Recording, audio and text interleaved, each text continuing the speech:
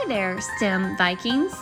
Today we're embarking on an incredible quest to create our very own Viking Longhouse, just like the ones discovered at Lons und Meadows.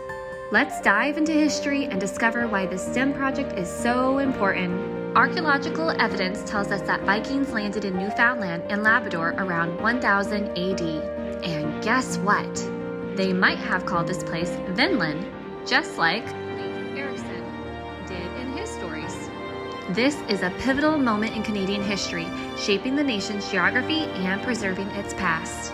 In 1978, Lons und Meadows was designated a World Heritage Site. This incredible site in Newfoundland is home to an 11th century Norse outpost, marking the first European settlement in North America. Today, it's both an important archaeological treasure and a top tourist attraction. Through this STEM hands-on project, kids learn about history, geography, and creativity.